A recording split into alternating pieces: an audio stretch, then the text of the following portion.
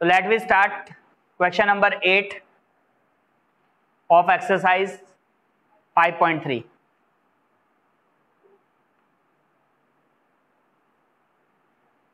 Now see in 8th question में क्या लिखा है, find the sum of first 51 terms of an AP whose second and third terms are given as 14 and 18 respectively.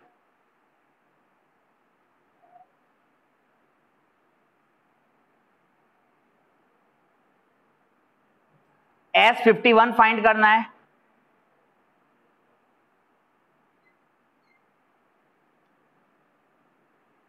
जिसका second और third term तुम्हें दे रखा है। सेकंड टर्म क्या दिया है, A2 is given as 14 and third term given है 18, तो A3 इज गिवन एज 18।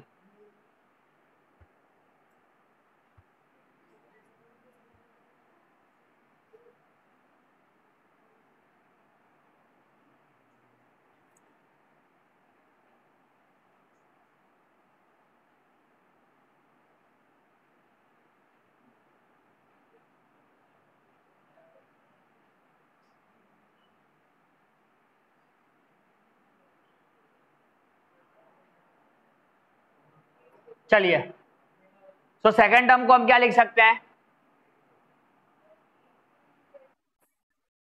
बेटा, जेठिया। Where is जेठिया? A2 को क्या लिख सकते हैं बेटा, A2 को क्या लिख सकते हैं, 14 लिख सकते हैं। इन टर्म्स ऑफ A और D में क्या लिख सकते हैं A2 को,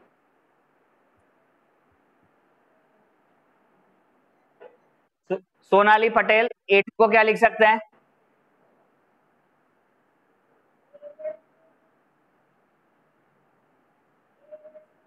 A+2D लिख सकते हैं। उसके आगे सुहानी पासवान, शिनी सोनी, रोशनी मोरे,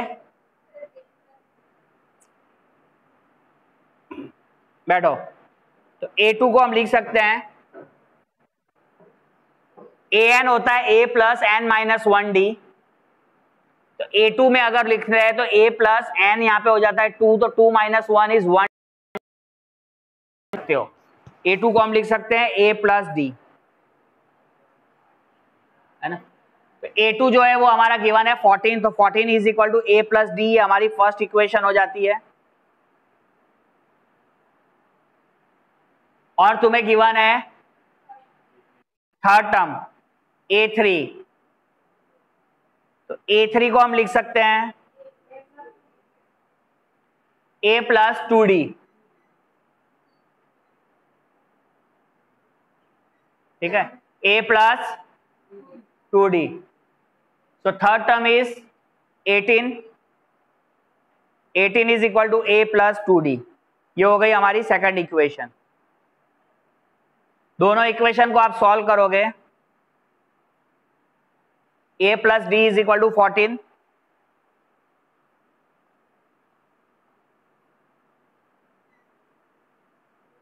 और दूसरी इक्वेशन है A+2D is equal to 18।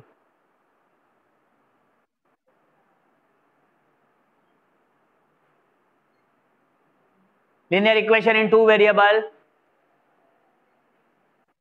इसकी हेल्प से आप इसको सॉल्व कर जाइए। यहाँ पे हम यहाँ पे कर देते हैं माइनस,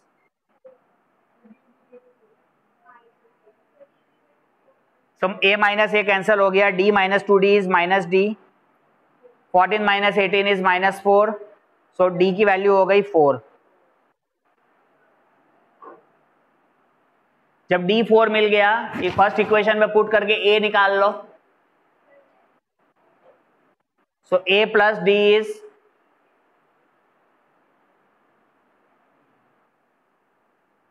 14। तो A क्या है मेरे लिए, A तो फाइंड करना है, D है 4 इक्वल टू 14। तो A इक्वल टू 14 - 4 इज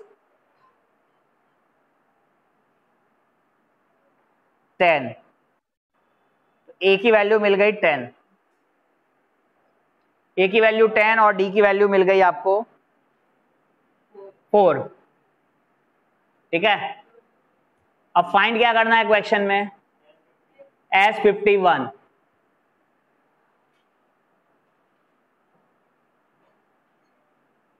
तो जयदीप कुमार SN का फॉर्मूला जरा बोलेंगे।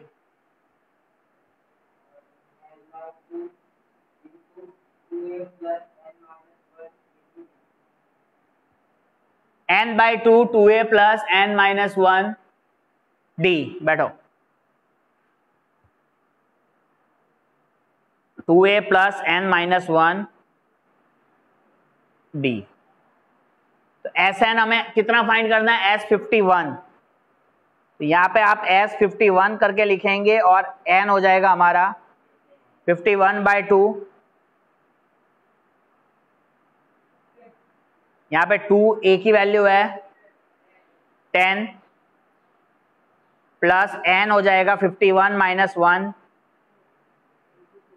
और मल्टीप्लाई d कितना हो जाएगा,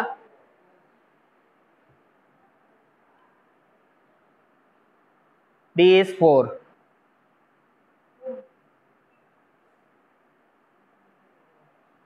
तो S51 को आप लिखोगे 51/2, सॉल्विंग करोगे 10 × 2 is 20, 20 plus 51 - 1 is 50 and 50 × 4 is 200।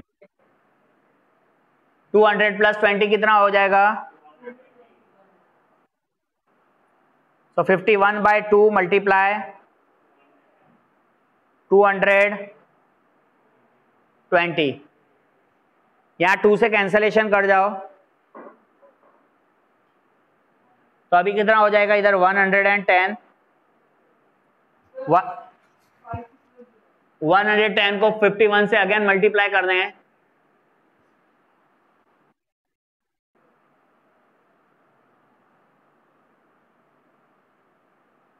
So you will get a 51। कितना मिल रहा है, 5610।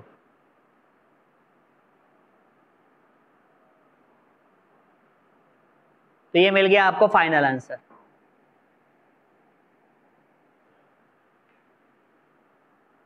इस तरीके का आपको S51 मिल जाएगा। ओके,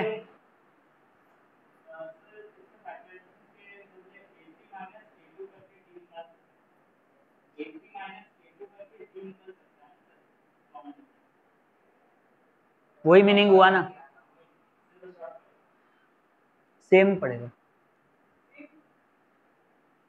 A3 - A2 करके D निकालोगे तो सेम ही पड़ेगा ना।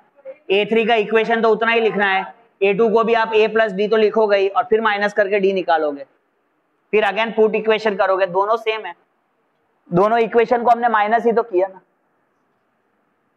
चलो ठीक है, तो S51 मिल जाएगा 5610। तो इस तरीके से 8th क्वेश्चन कंप्लीट करते हैं। Come to the next 9th question.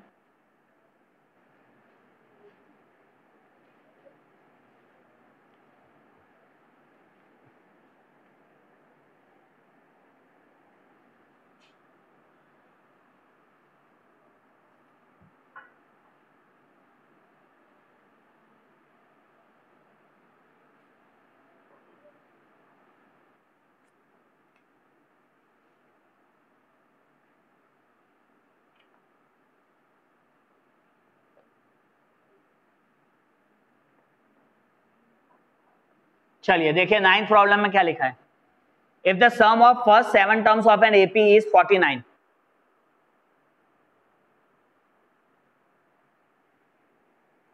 Some of first 7 terms, sum of first 7 terms का मतलब हो गया आपको फाइंड करना है, फाइंड क्या करना है, S7 गिवन है। फर्स्ट 7 टर्म्स का एपी का जो सम है वो गिवन है 49 and that of 17 terms, 17 terms आपको गिवन है S17। कितना गिवन है, 289 and we have to find Sn। n नहीं निकालना है, इन टर्म्स ऑफ n के टर्म्स में ही आपको Sn फर्स्ट एन टर्म्स के लिए कितना सम होगा ये हमें फाइंड आउट करना है।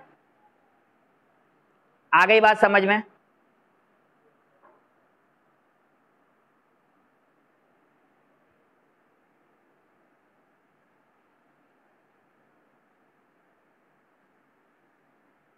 चलिए, अब ये जो ऊपर में S7 दिया है और S17 दिया है, इसकी हेल्प से आप दो चीज फाइंड कर लो,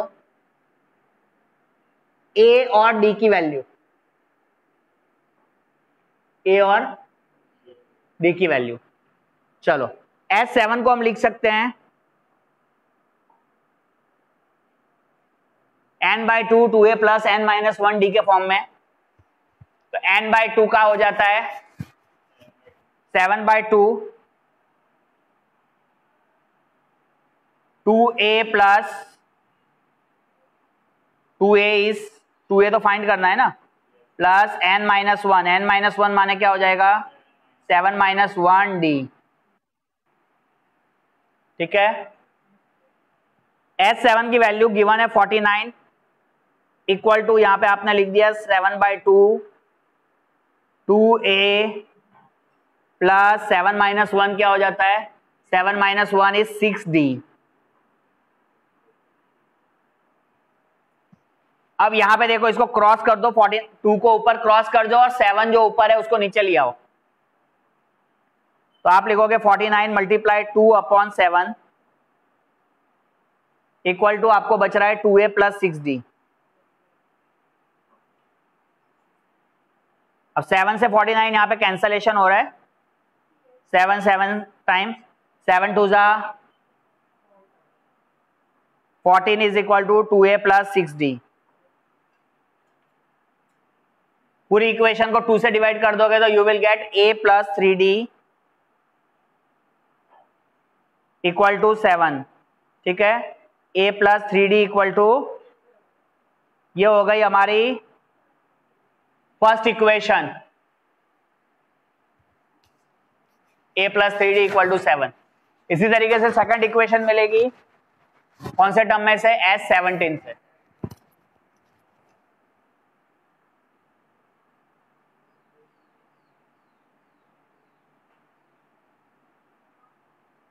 तो in the same way you will write S17।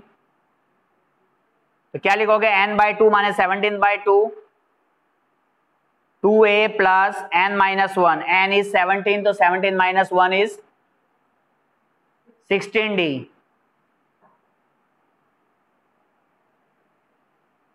S17 का वैल्यू आपको गिवन है 289, तो राइट हियर 289 इक्वल टू 17/2, क्या हो जाएगा 2a प्लस 16D। 2 को क्रॉस कर जाओगे और 17 को नीचे ले लोगे, क्रॉस मल्टीप्लीकेशन, तो 289 मल्टीप्लाई 2/17 इक्वल टू आपका यहां हो गया 2a प्लस 16D। ठीक है, यहां से 17 से देखो इसको रिड्यूस करो, तो 17 289 17 2 जा 34,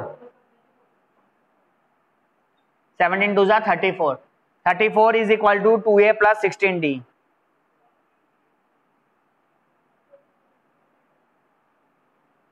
टू ए प्लस 16D। पूरी इक्वेशन को 2 से डिवाइड करिए, a plus 8D is equal to 17। तो a plus 8D equal to 17, ये हमारी हो गई सेकंड इक्वेशन।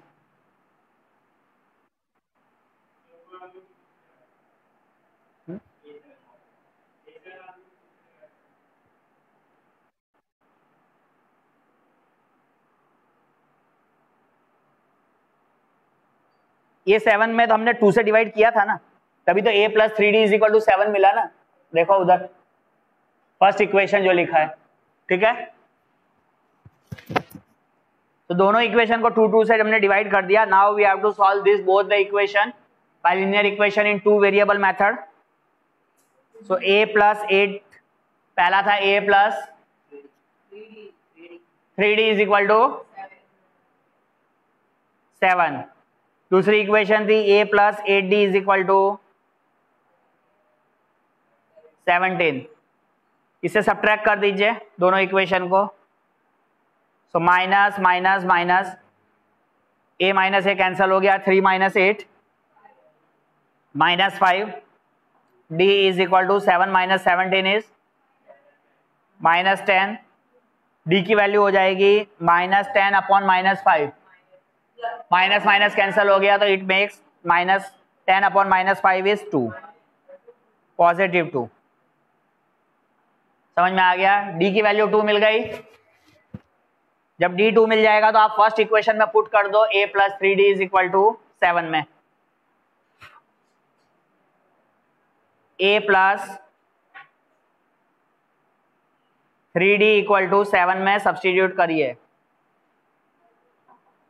यहां हो जाएगा a प्लस 3d की वैल्यू है हमारी 2 इक्वल टू 7। a प्लस 3 2 जा 6 इज इक्वल टू 7, तो value of a is 7 minus 6, आपको मिल रहा है 1। a 1 मिल गया, d 2 मिल गया। Now you have to find the Sn, sum of first n term. तो Sn का जो फॉर्मूला है वो क्या है? हाँ, Sn is equal to n by 2 2a plus n minus 1 d। तो यहां पे आप यही लिखेंगे, Sn is equal to n by 2 2a plus n minus 1 d। यहां पे हमें n की वैल्यू डालने की जरूरत नहीं है, क्योंकि हमें सम ऑफ फर्स्ट n टर्म्स ही बोला है। ठीक है, यहाँ पे कोई n फिक्स नहीं है कि भाई 5 टर्म्स के लिए, 10 टर्म के लिए, कोई भी टर्म्स के लिए n के लिए एक फॉर्मूला बना रहे हैं।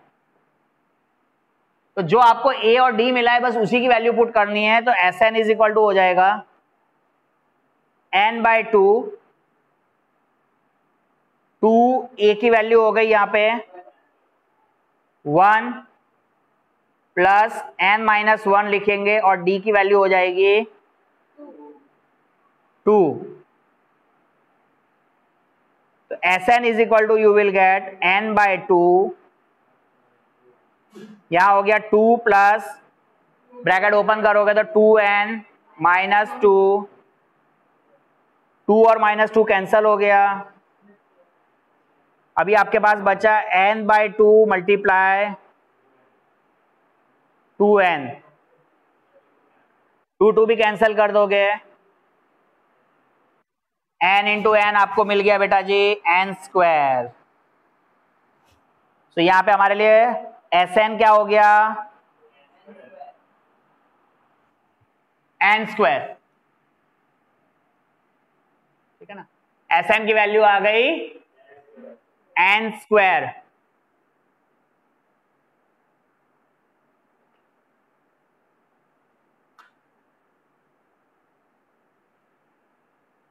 अब यही अगर 5 टर्म्स होता तो इधर Sn क्या हो जाता? 25। 6 टर्म्स होता तो यहाँ पे हमारे लिए 36, इस जो गिवन है कंडीशन उसके हिसाब से। 8 होता तो 8 का 64, 9 Sn यहाँ पे 9 टर्म्स होते तो 81 हो जाता।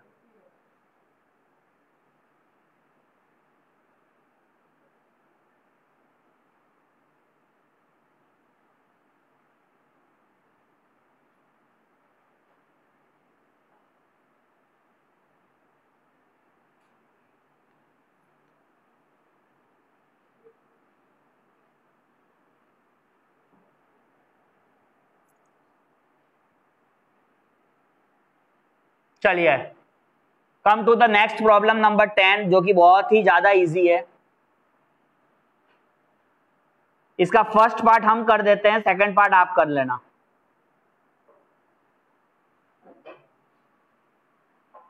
क्वेश्चन में लिखा हुआ है show that a1 a2 a3 dash dash dash an form an AP where a n is defined as below. A n आपको गिवन है, ए एन आपको कितना गिवन है भाई? 3 + 4n, ये गिवन है। और हमें साथ में इसका शो तो करना ही है कि ये एपी में है, ये एक एपी फॉर्म कर रहा है, साथ में इसका सम ऑफ द फर्स्ट 15 टर्म्स भी निकालना है। ठीक है, अब यहां ध्यान दीजिए कैसे करेंगे इसको सॉल्व। S15 तो निकालना ही है, वेरी गुड। ठीक है, S15 you have to find. चलो, सबसे पहला स्टेप, इसको अगर एपी में शो करना है तो इसके टर्म्स हमें पता होने चाहिए। ठीक है, तो सबसे पहला टर्म हम निकालते हैं A1। तो A1 निकालना है तो जहां पे n है वहां पे हमें 1 डाल देना है। A2 निकालना है तो जहां पे n है वहां पे हमें 2 डाल देना है। A3 निकालना है, जहां n है वहां 3 डाल देना है। Like that we will find a different terms for this AP और दिस गिवन कंडीशन। तो यहाँ पे 3 + 4, n की जगह आपने 1 पुट कर देना है। सो हो गया 3 + 4 = 7। इसी तरीके से A2 निकाल लो, 3 + 4, n की जगह यहां पे 2 पुट कर देना है।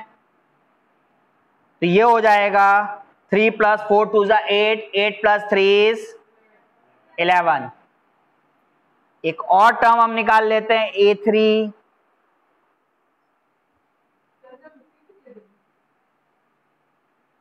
सो 3 + 4 × 3, 3 + 4 = 3 = 12, तो ये हो गया 15। अब इसी तरीके से A4, A5, A6, A7 सब निकालने की जरूरत नहीं है, क्योंकि एपी में अगर आपको शो करना है तो शुरू के 3 टर्म निकाल लिए तो आपको पता चल जाता है। क्यों चल जाता है? क्योंकि उनके बीच का कॉमन डिफरेंस अगर सेम आ रहा है तो एपी में है। ठीक है, एक चीज और साथ में हमें लास्ट टर्म भी निकाल लेते हैं, क्योंकि उसको हमें सम निकालने में काम आएगा। That is A15। A15, तो A15 निकालना है तो 3 + 4 × 15, 15 4 = 60 और ये हो गया 63। ठीक है, तो 15 टर्म आपको मिल गया 63 के टर्म फॉर्म में।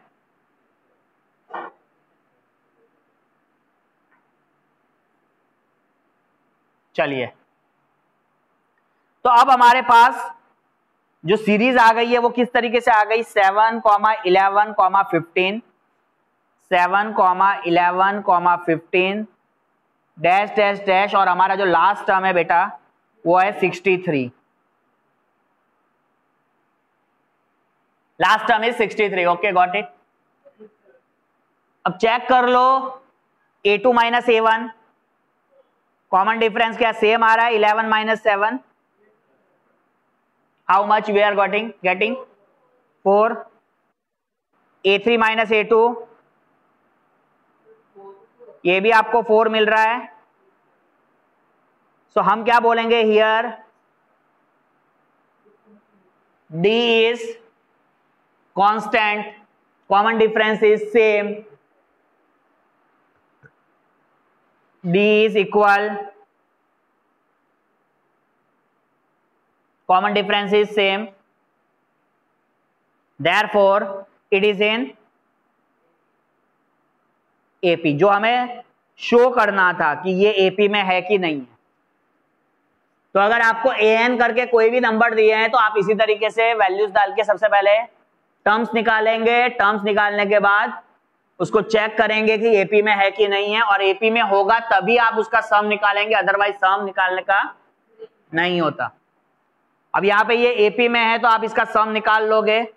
सम ऑफ कितने टर्म्स बोला था?